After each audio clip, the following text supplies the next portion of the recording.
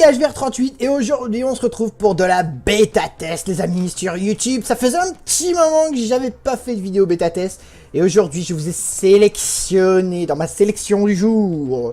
Attention, attention, c'est Northgard qui est un jeu en accès anticipé sur Steam qui vous coûtera la somme de 21 €. Il est en promo, il est sorti le 7 mars et du coup Shiro Game, les développeurs, ont fait un taf tellement monstrueux avec ce jeu que il fallait pour une chaîne comme moi qui fait de la bêta test, vous faire une vidéo. Voilà. Clairement. Le jeu ne coûte que 21 €. Il ne vous pèse que 500 MO ADL sur Steam, donc les petites connexions, ça vous prendra à tout casser 2 heures à tout casser pour vraiment les mini connexions. Alors on parle de ceux qui ont du 300 kg par seconde, machin là, les mini connexions là, ou que quand tu es Overwatch, t'es sur Overwatch avec eux, ah bah je reviens dans 2 heures parce que j'ai la mise à jour de 600 MO. Ouais bon d'accord, vas-y, j'ai le temps de faire mes ranks. Mais bon bref, c'est pas le délire, mais vraiment 500 MO, 21 € pour ce genre de jeu, je trouve que c'est vraiment, voilà, c'est rien. C'est vraiment rien. Et le jeu, graphiquement, au top. La musique vous met dans l'ambiance. Le gameplay est monstrueux. Vous allez voir. Vous devez tenir les hivers, en fait, avec vos provisions. Vous devez survivre au froid. Tout en jouant de la même manière qu'un jeu tel qu'Age of Empires. Moi, j'ai trouvé ça monstrueux. Je veux dire, j'en ai pas vu beaucoup. Et par rapport à Age of Empires, ben, je me suis tellement amusé, j'ai passé 2 heures de stream dessus. J'ai pas vu le temps passer honnêtement. Et c'est prisant, c'est genre, oh putain, vous regardez le calendrier, vous voyez que vous êtes déjà au mois d'octobre. Oh putain merde, faut que je me dépêche de faire mes provisions quoi, vas-y allez chasser vite. Allez ramasser des... Vite, dépêchez-vous, faites les provisions, nanana, faut faire l'armée pour se protéger des loups, faut faire ci, faut faire ça. Du coup, hyper prenant et vraiment monstrueux. Alors le multi, ils ont mis un multi. Bon, là il n'y a pas grand monde, il est 15-16 heures en France, donc forcément c'est pas encore l'heure de pointe, mais on peut se retrouver avec 6-8 games à peu près vers 20 h, donc il y a un peu de monde quand même pour un jeu qui a une semaine. C'est vraiment bien. Vous avez évidemment un petit mode solo, évidemment hein, comme dans tout jeu quoi, voilà, un mode solo et un mode campagne. Et donc du coup aujourd'hui je vais vous faire un mini trailer du mode campagne. Vous allez voir, ça va vous permettre de vraiment voir le jeu et de découvrir avec moi. Alors tout de suite, ça commence par un mode histoire, du coup il vous explique le contexte. Et déjà vous allez être mis dedans. C'est impressionnant. Déjà les quelques lignes de l'histoire, elles vous attrapent. Déjà, elles vous disent mais qu'est-ce qui va se passer. Elles vous disent. Okay. Du coup, on va l'enlever parce que moi j'ai pas. Sinon la vidéo va durer éternellement. Et là, une fois que vous avez déjà pris cette avant-bouche d'histoire en fait, et bah du coup vous vous dites qu'est-ce qui se passe. Et là vous tombez là-dessus en fait. Et du coup. Vous tombez sur un graphique monstrueux par rapport si on peut prendre l'exemple d'Age of Empires 3, mais là, ok, beau graphique, petite musique d'ambiance, allez, et donc du coup, bon, lui il se présente, nanani, nanana, enfin voilà, c'est le début de la game, et donc là,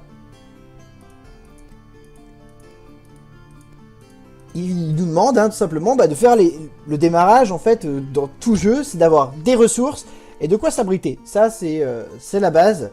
Donc ce qu'on va faire, on va le faire de toute façon. Donc en fait, vous cliquez sur votre villageois, construire, et vous lui demandez de construire une maison. Alors ce qui est aussi super bien dans ce jeu, vous allez voir, en fait la découverte de la map, c'est pas comme un Empire où vous preniez un mec et vous faisiez balader. Là, il faut vraiment avoir ce qu'on appelle un éclaireur, en fait. Et du coup, votre éclaireur, il va il va éclairer la zone. Et en fait, la zone ne peut pas être utilisée tant qu'elle n'est pas colonisée. Vous allez voir, vous allez comprendre. Vous allez comprendre. Et c'est ça qui fait vraiment toute la force de jeu, en fait. C'est vraiment très prenant, en fait. Et c'est... Il y a tellement de possibilités, tellement de tactiques, en fait, que du coup, vous ne pouvez pas avoir tout le même gameplay. Donc, hop, donc là, je lui ai fait faire un éclaireur. Donc là, maintenant, on a un éclaireur. Donc l'éclaireur, il va partir explorer la zone. Et du coup, bon, on n'a toujours pas de bois. Donc, on va faire une cabane de bûcheron. Voilà.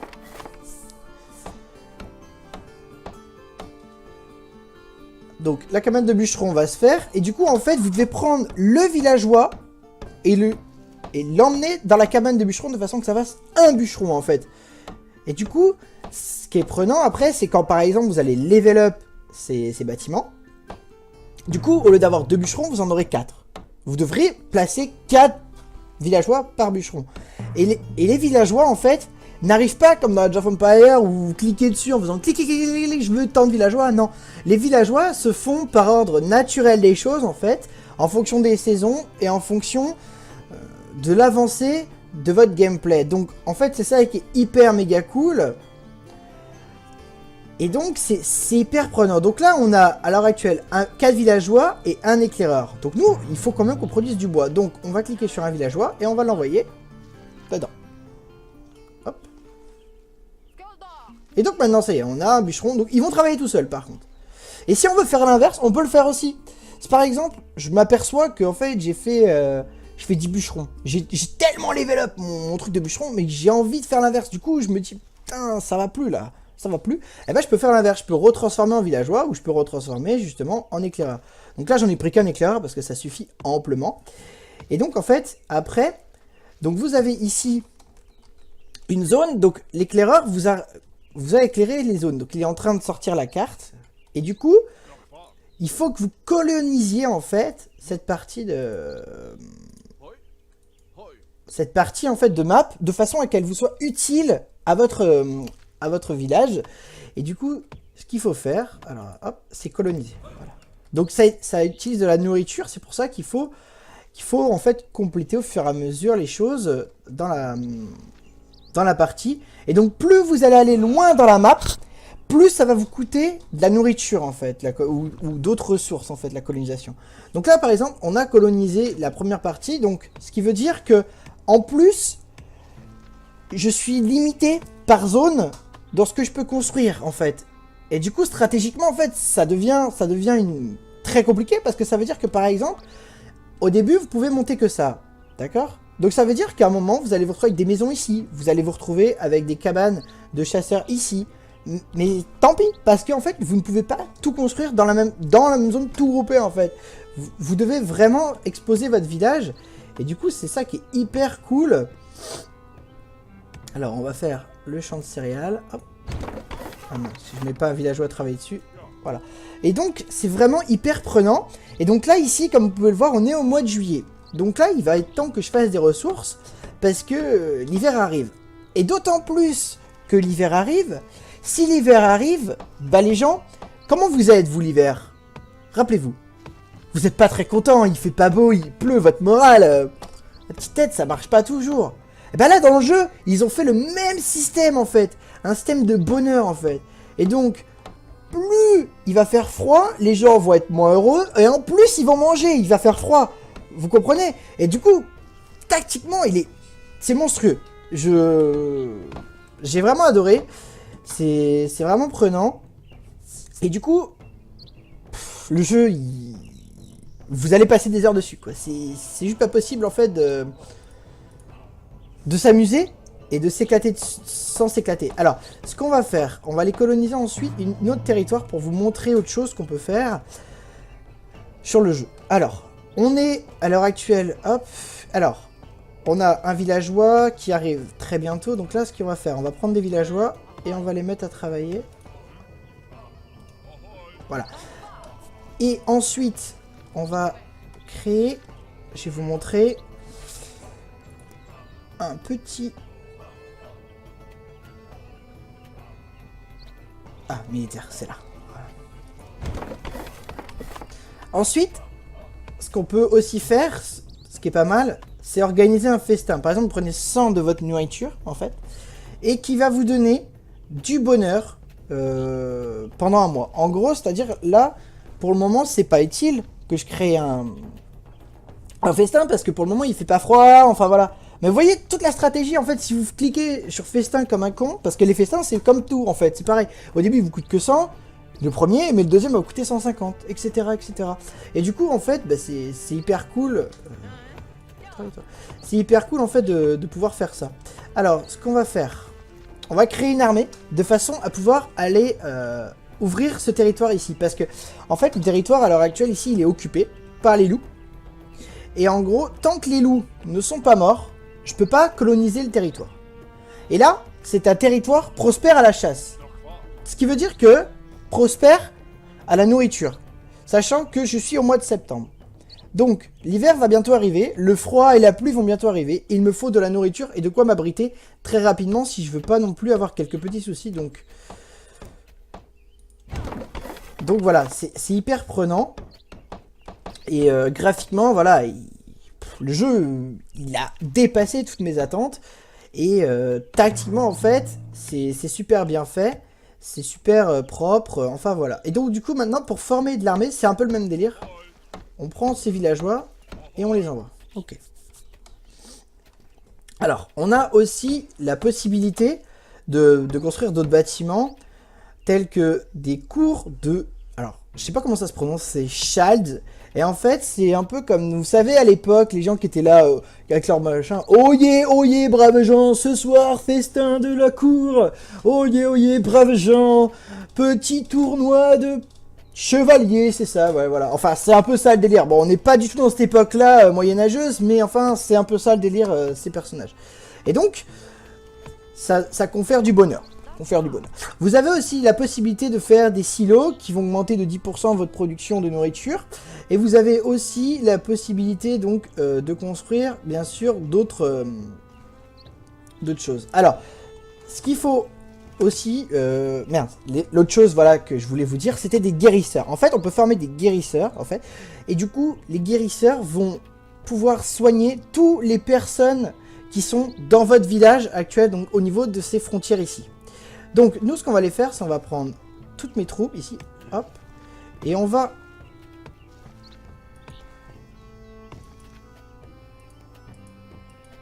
Voilà. On va... Ah, bah, c'est pas repris mes guerriers. Voilà. Non, vous allez pas attaquer? C'est quoi ce délire?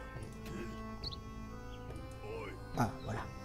Et en fait, du coup, vous voyez déjà, là, l'hiver commence à tomber. Niveau graphique, donc on a l'hiver qui commence à tomber. Et le champ, vous voyez ici, il commence à... Bah, on voit qu'il n'y a plus d'herbe, en fait.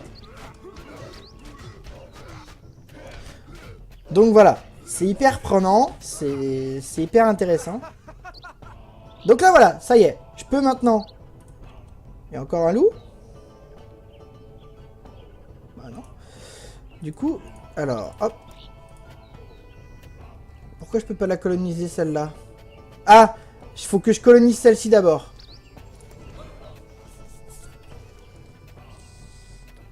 Et je pourrais la coloniser après. D'accord, faut que je... En fait, il faut que je colonise celle-ci après celle-là, d'accord. Donc là, hop, l'hiver est arrivé. Et donc là, maintenant, vous voyez, au lieu d'avoir plus 3 de... plus 10 de nourriture, je suis qu'à plus 3 maintenant. Vous voyez, avec l'hiver, voilà, la consommation a énormément chuté. Et pareil pour le bois. Du coup, parce qu'il il se chauffe maintenant, en fait. Et du coup, c'est hyper captivant. Donc là, il faut éviter de le faire, normalement, de coloniser et de consommer sa propre nourriture, en fait, pendant l'hiver. C'est logique. Mais là, bon, c'est un mode facile, c'est le mode découverte du jeu, donc on peut le faire. Mais vraiment, après, quand vous allez... la suivante histoire, si vous colonisez pendant la neige, vous allez vite le sentir. Là on est encore sur un mode... assez facile. Et du coup... Voilà, cabane de bûcheron. Voilà. Et donc, du coup, vous allez arriver, franchement, très vite de 300 à 0. Très très vite avec l'hiver, ça descend à une vitesse... en gros... Vous allez vous retrouver avec du moins 17, moins 18 avec l'arrivée de l'hiver en fait. Et donc, ouais, c'est monstrueux. Le jeu est monstrueux. Et il faut vraiment faire attention à tout ce qu'on fait de façon à avoir cette production en fait qui est de moins en moins décente en fait. Et du coup, ouais, vraiment. Alors là, vous voyez, ça y est, j'ai plus de bois. Par exemple, je n'ai plus de bois. Pourtant, j'ai mes 2 bûcherons, hein, de la même manière en fait, qui travaillent. Hein, j'ai toujours mes 2 bûcherons. Hein, j'en ai qu'un.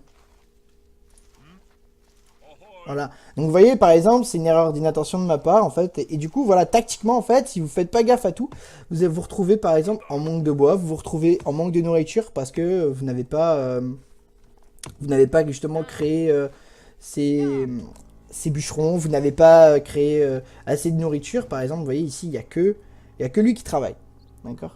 Mais quand vous allez arriver au 2e niveau ou au 3e niveau de la campagne, en fait, vous allez vous retrouver très très vite en manque de nourriture parce que les villageois consomment pas pareil. Là, forcément, c'est un peu le petit tuto découverte, première game du jeu, donc c'est facile.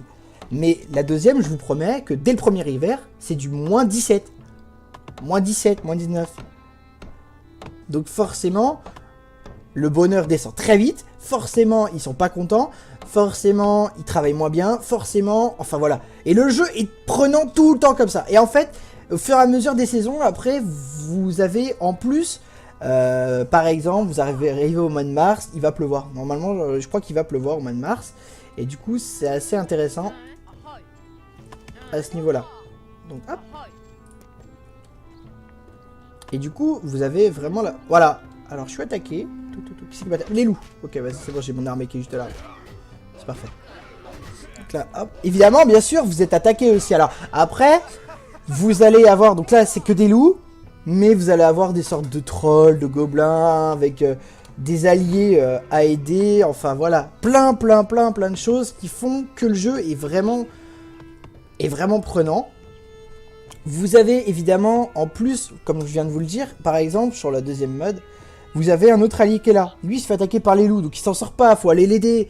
Vous avez, sur la carte, donc là c'est des loups, par exemple. Comme je l'ai dit, mais vraiment, c'est des sortes de gros monstres, ils arrivent et puis ils tapent vos villageois, enfin, le jeu est vraiment monstrueux là-dessus, franchement, c'est vraiment le top, je voulais vraiment vous le montrer, le jeu, de toute façon, on va s'arrêter là, ça sert à rien de montrer plus, après, de toute façon, il faut que je recolonise ici et que je recolonise, enfin, si je montre avec la main, ça sert à rien, je dois recoloniser ici, et recoloniser ici pour construire, en fait, tout simplement, le dock de Dakar.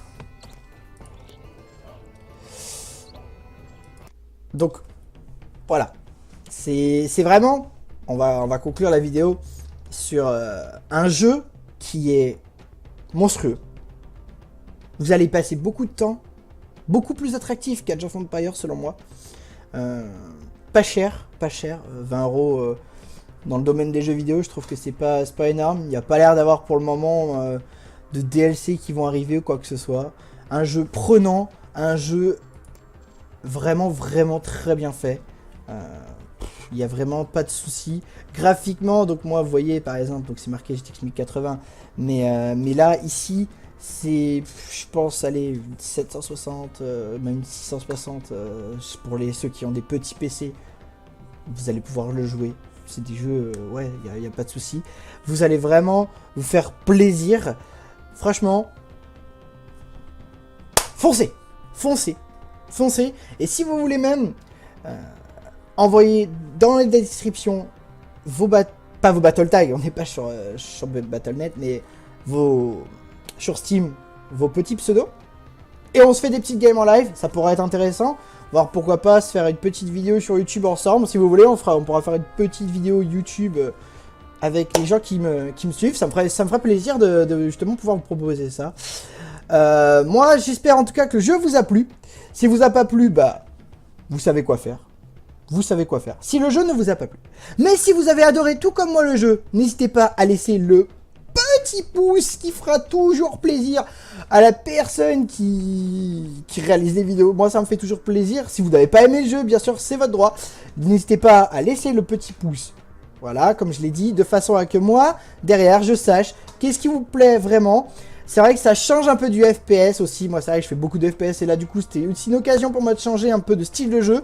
Et du coup, bah, si vous aimez un peu ce style, n'hésitez pas à me le dire. Comme ça, j'essaierai de vous proposer d'autres choses. En attendant, voilà. Moi, je vous dis à tous à très très bientôt sur ma chaîne. N'oubliez pas de partager, liker. Sur Twitch, on commence à être quasiment régulièrement pas mal de monde à venir un petit peu. Ça commence à venir, ça commence à se faire les choses. Justement, n'hésitez pas à faire un petit coucou sur Twitch, je suis assez régulièrement en stream. N'hésitez pas non plus à venir faire des petits commentaires en dessous, ça fait plaisir aussi.